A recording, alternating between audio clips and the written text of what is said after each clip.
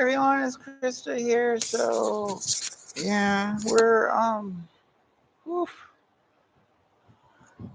we're a little tuckered out, I ain't gonna lie. Okay, so what you didn't see was getting those two tools onto that pallet, and I managed to neither hurt myself nor drop any tools. So that's a bonus. And so I was like, not gonna bother to film because the computer's in the other room and but then I realized that, like, I do really want to document some of the crap, and I'm gonna need the computer in here for you to see the cool stuff happening in here. So there's an arm, that's the silver thing, and then the spider is the rusty thing. So it's a frame with angle iron.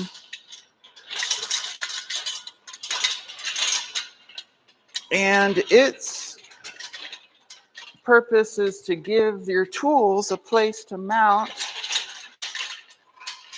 on the arm as a whole while you're rotational molding.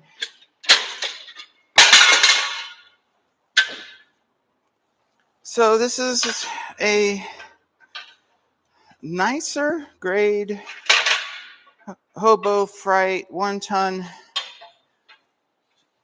They call it a shop crane, but engine hoist. This is actually it's been a pretty amazing tool for all this crap with molds and heavy things.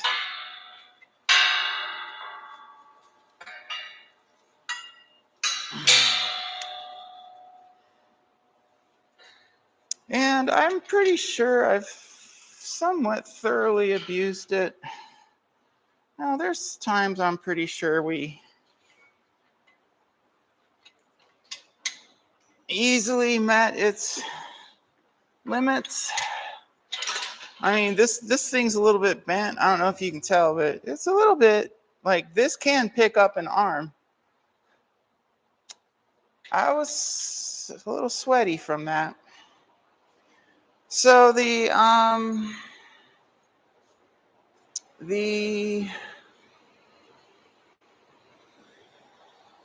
spider is held to the arm on that disc with 5/8 inch bolts. 5/8 inch SAE hardware has 15/16 hexes.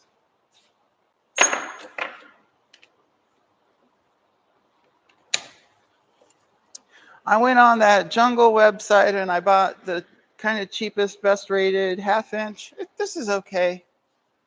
I bet the latest stuff from Hobo Fright is better. So this is loud.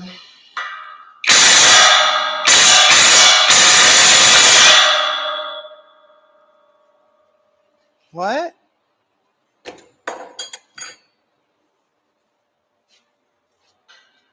I recall I actually used the open space at the end when I put them in. I did them one at a time, and I don't know, just, that was before I had 1/2 inch impacts.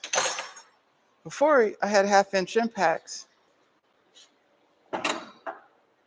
I had this and 10 feet of Schedule 40. Or actually, I think it was just normal pipe, but it's an SK 41654. This thing has just been so good for my noodly arms. Hey, don't trip on that.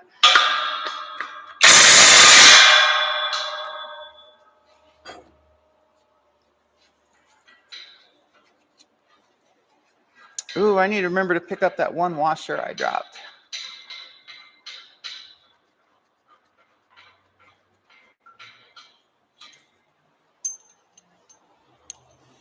So the spider arms, before I would have said they weigh like 90 pounds. I don't know now because I drug one on the floor and I was like, I'm never going to do that again. Of course, that was, I last moved them before transition when I had muscles.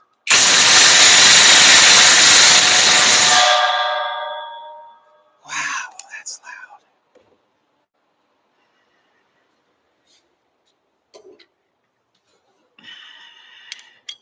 Now that I can't compete against women, I have no strength at all. Oh, fail. I forgot. Let's let the air out of the air brake. All right, let's try this again.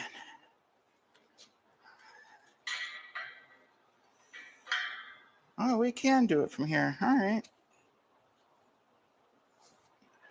Wow.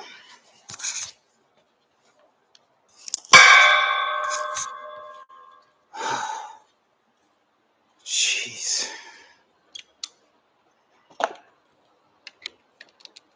I guess I put them on there pretty good last time.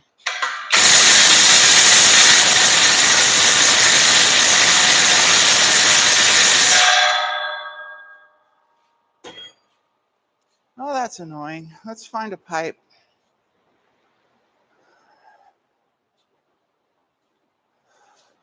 Actually, I shouldn't have started filming this because then it probably would have gone easier for me. Because you know how that's how that works. You start filming, now everything's got to go wrong. Because that's Murphy or somebody's law. That's all right. I'm not too proud.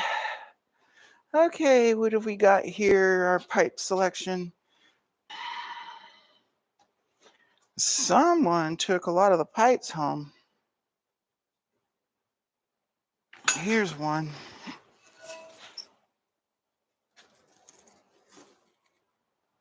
The next problem that we're going to face is, where do we hold the pipe?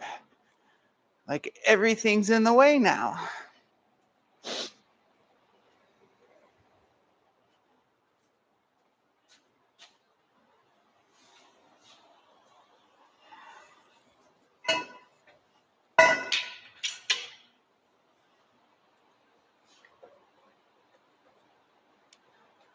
No comments. Ooh, that socket's warm. Now remember, you're not supposed to use an impact with chrome sockets because, we all obey rules like that. Oh, what if we take this? Nope, that one. Oh, God, that's loud. All right, so let's give it just a little bit of that way.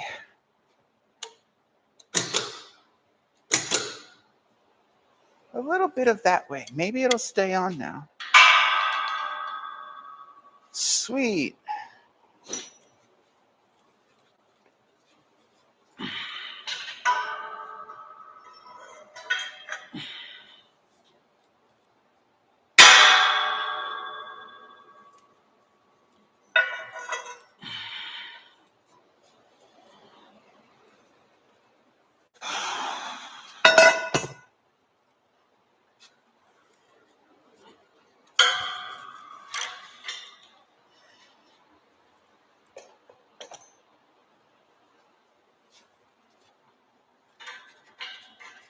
Yeah, that had a little force.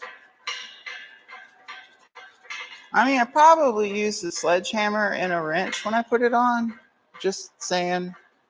And I did that on the nut side, so yeah, it had a little force.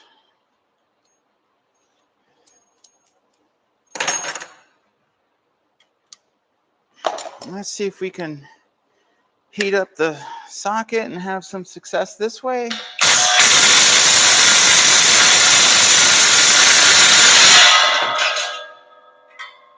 Oh yeah, you should prepare for that.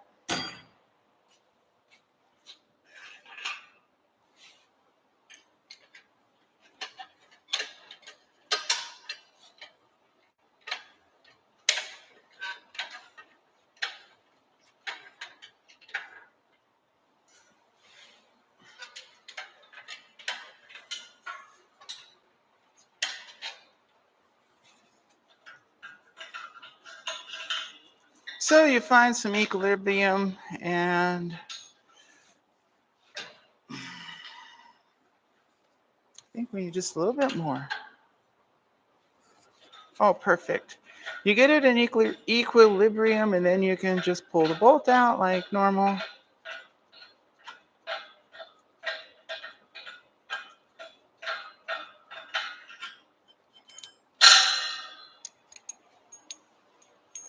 Yeah, I didn't need to try to break my SK breaker bar.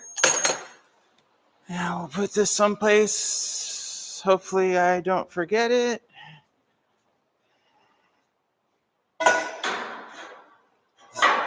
Hopefully someplace it won't fall and scare the F out of me. So yeah, check it out. I mean, that was the only kind of moment of scariness, was that I rotated a little and it changed up the dynamics, but we're detached now.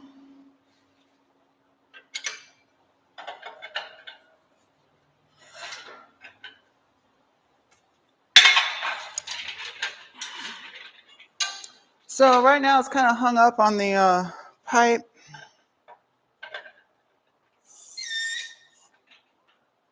That's about our equilibrium spot, at least for that.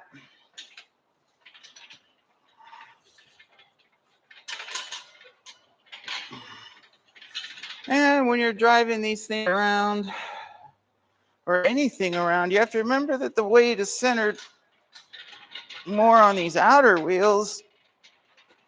So you have to manage the mass you're moving rather than like just yank on the frame.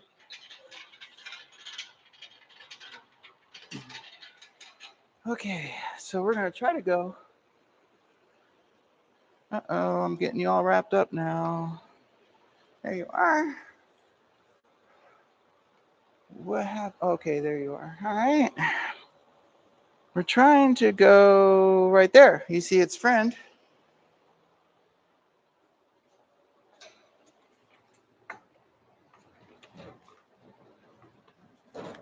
These two spiders have been on that arm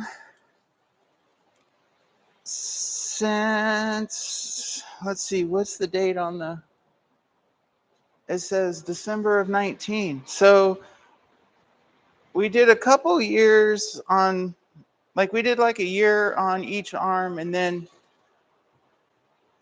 this last arm I'm using, we pimped it fully, like, you know, literally taking everything apart, trying to rebuild everything, paint it, make it pretty. So I made one arm really great and then started using that arm.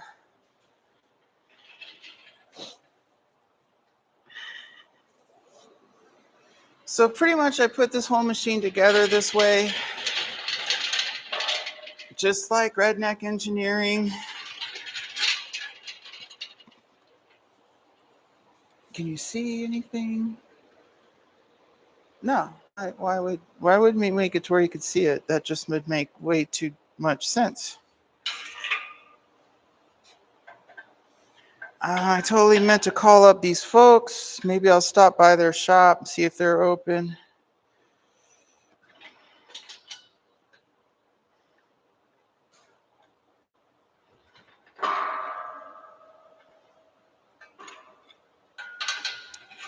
I want to get some scales.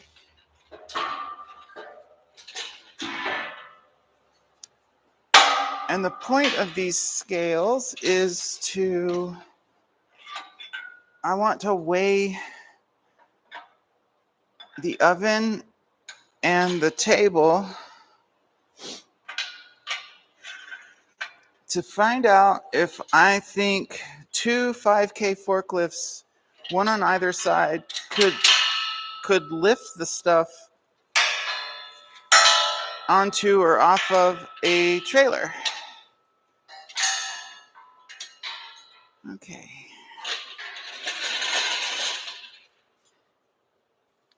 Well, that's just stupid. They're on different angles now. If I go that way once, will it work? Yeah, I think that'll make them the same. These aren't exactly symmetric.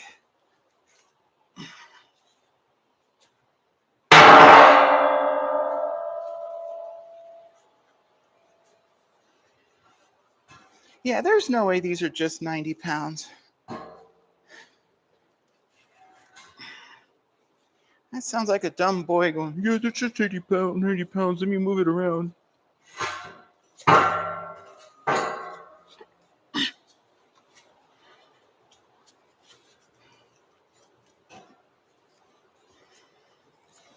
Kind of the main thing with dealing with this stuff is just making sure I never drop things on myself and I never pinch my hands between things. So I'm very aware of what could go wrong. Oh, there we go. We have just an arm.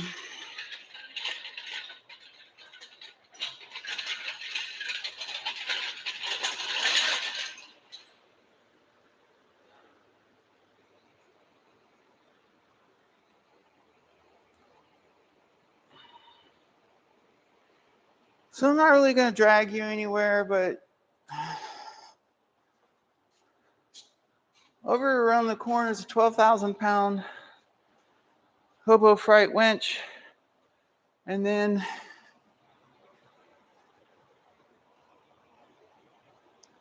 there's that strap right there. And then I'll hang a one of those things, you know, those things. Oh gosh. I'll hang a snatch block from that and I'll run the cable through it.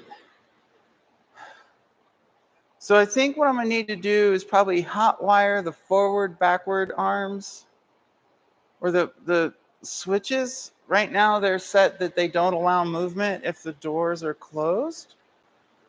So whatever that relay is for that logic, I'll just bypass it so that it acts like the doors are always open. And that lets me engage the forward or backward movement. And then I can kind of adjust where it goes. Wow, it's just tiring. So yeah, probably gonna bail out on today. 3:30. Well, we'll see. Jeez, I'm so freaking tired. I hate being old. Oh, that was an interesting noise. Oh, it's Elliot. There's an Elliot. Meow meow. There's an Elliot. Meow meow. Hey, buddy, what you doing?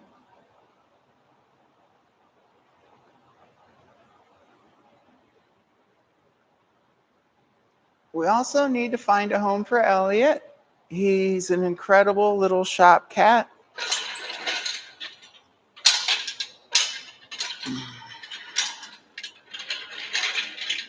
He's really good about,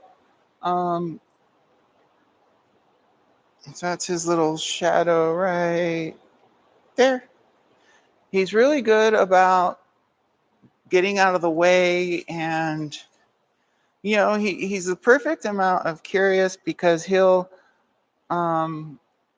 get right up in your stuff, but then when you start moving something heavy, he'll just like nope right out of that. But he will end up like on shelves and everywhere you don't think he should be, because that's what cats do. Huh. Meow meow. Meow. Meow meow. You're a sweet kitty. But he's a great shop cat, so if you have a business or a shop and whatever, it'd be great to rehome him. I think there is something I could do pretty dang quickly. There is a relay I'm going to steal out of there. And if I put it in this table, the table should be able to turn. So let's detach the air brake. I think this is the only thing kind of permanently attached in there.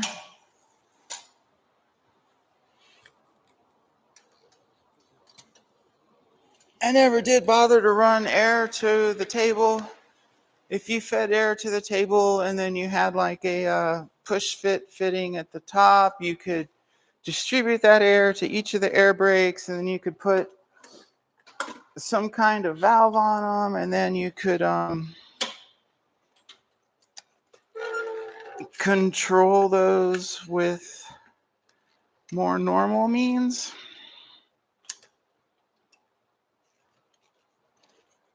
And here I am trying to fix the foot brake thing, and I made its rubber foot fly away.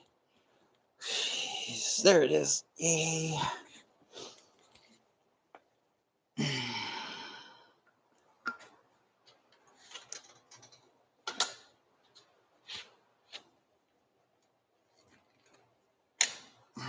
Undo more of his error so it makes more sense. Okay. So I was going to steal a gizmo. We're not going to be running the blowers anymore. So the gizmo is a timer relay. And so I rated it from some of the electronics we're not going to be using. Electronics are in that far cabinet right there. They used a kind of one control panel to control the whole thing. And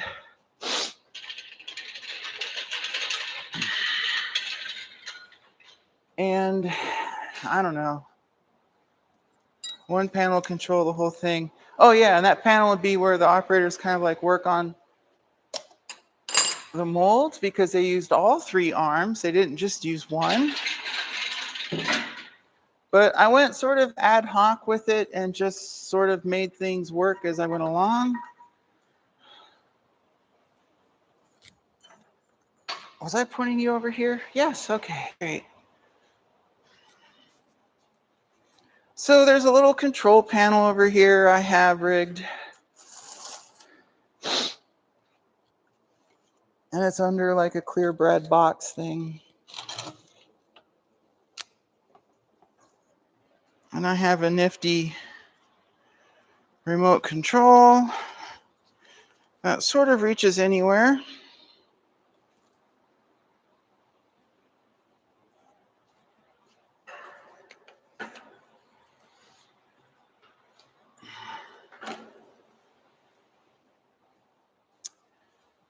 So I stole the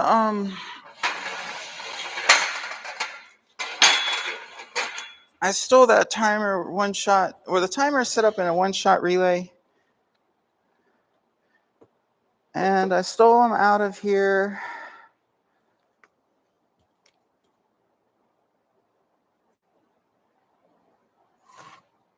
To use on something else. And never replaced them because I wasn't rotating the table. So now in theory, we should be able to rotate the table. And it's kind of cool. So right here is this mechanism. Can you see? Not really. That's fine.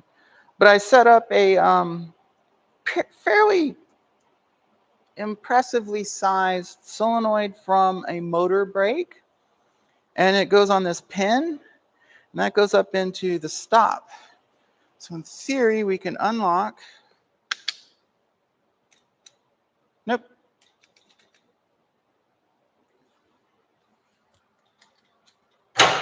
There we go, maybe.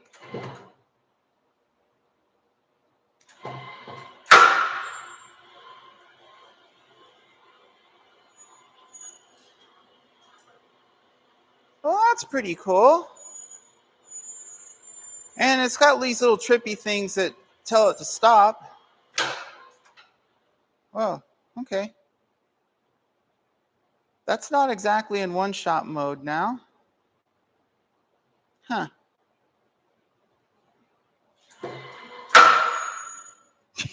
That's funny. All right.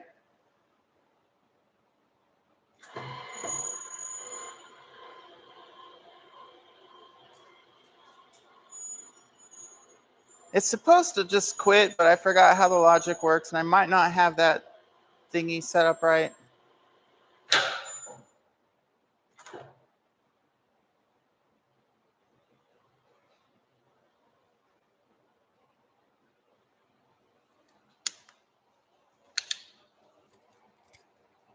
Well, that thing's just turned on now. That's no fun.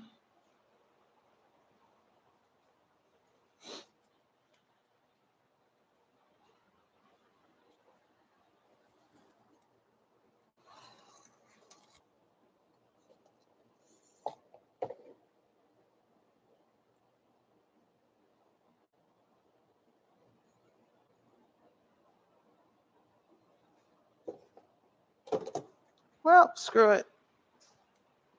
Let's just get it off the pin.